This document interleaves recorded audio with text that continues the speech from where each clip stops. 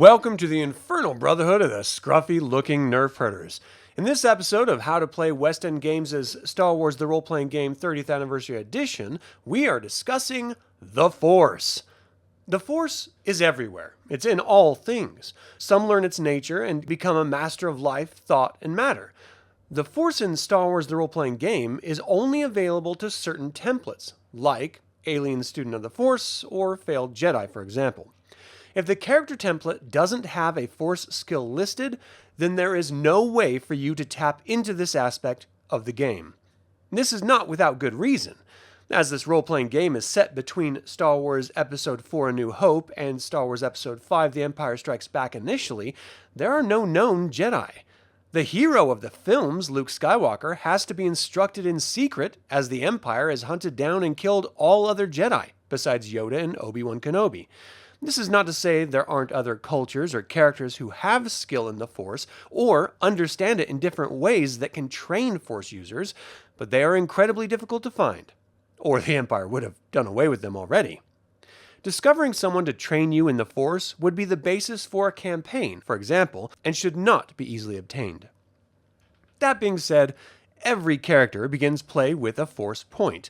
This is meant to illustrate the Force manifesting in various ways, aiding the player characters or PCs in overcoming difficult and often cinematic situations or opponents. You are able, at any time that you have a Force point available, to tell the Game Master or GM that you will trust in the Force. This tells them that you are spending your Force point. When you do this, your chances of doing what you want increase dramatically. For the round which you spent the Force point in, all skill and attribute codes are doubled. This means you can do more in a single combat round, or virtually guarantee that you'll succeed in whatever it is you're doing. Be aware that this is a game designed for good characters to overcome bad characters. So if you use your Force point to do evil, as defined by the GM, it is permanently lost and you will not recover it. And you gain a dark side point.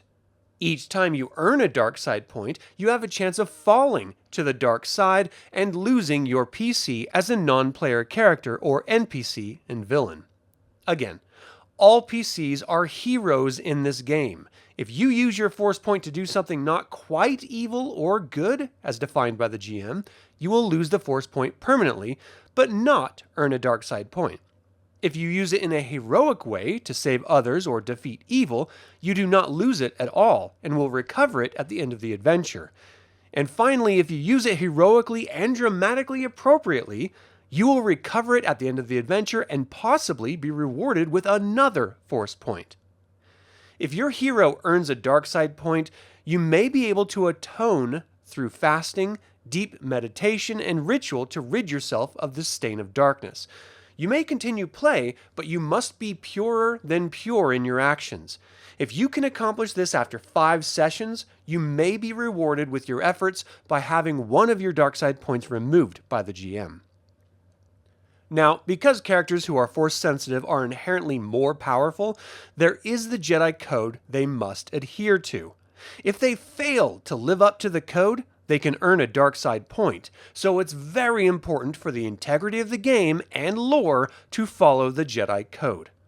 While any other character can only earn a dark side point when using a Force point to act evil, a Jedi can earn a dark side point anytime they do evil, as defined by the GM. The Jedi Code is as follows. There is no emotion, there is peace. There is no ignorance, there is knowledge. There is no passion, there is serenity. There is no death, there is the Force. In game terms, for the sake of a Force-sensitive character, this breaks down to the following. You may not kill except in self-defense or the defense of others. You may not act for personal gain of wealth or power. You must never act from hatred, anger, fear, or aggression. The Force itself is not good or evil, it's a reflection of nature, and nature itself can be cruel and cold. The Force is presented in this role-playing game through 3 specific Force skills: control, sense, and alter. It's rumored that there are skills beyond these three, but as the Jedi have been exterminated from the galaxy, the other methods and disciplines are unknown. Each Force skill has specific effects of their own, or used together to greater or varying effects. I will cover each Force skill in more detail in further episodes. You may only learn Force skills from a master, and then they can only teach you up to their own level of each Force skill. Masters train Force skills beginning with Control, then Sense, then Alter. Improving your skill beyond your master is at a cost of double the skill points for one Force skill point. For example, increasing a Force skill from 5D plus 1 to 5D plus 2 would normally cost 5 skill points, but if it's higher than your master's skill, it would cost 10 skill points. The Force Control skill allows you to control the Force in your own body. You may control your hunger, pain, thirst, and exhaustion. You may aid your body in fighting poisons and diseases and even accelerate your natural healing. There are even abilities like heightening your natural alertness and putting your body into a hibernating trance. The Force Sense skill allows you to feel the ebb and flow of the Force, feeling how it connects all things.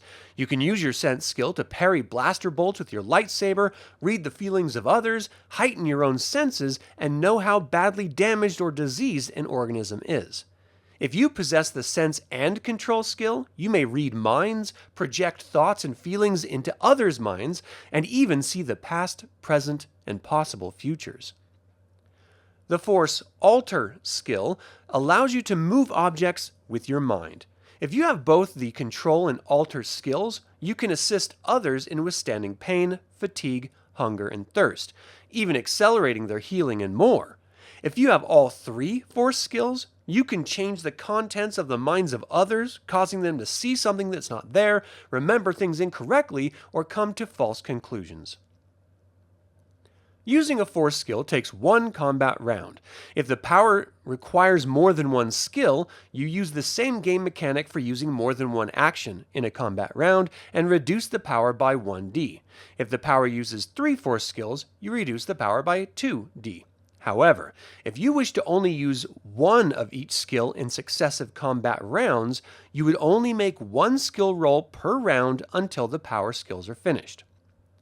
You may keep up a power by announcing it before the Force skill roll. If successful, it remains up until you drop it voluntarily or you are stunned, wounded, or otherwise distracted.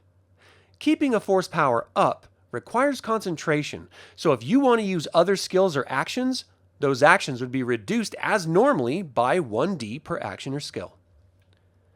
Whenever a Force skill is used to affect another character against their will, the target may attempt to resist with their perception attribute.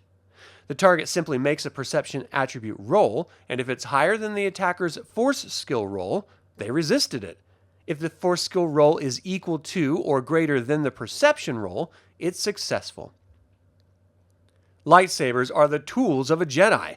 At its core, it's simply a melee weapon, and literally anyone with opposable thumbs can wield one.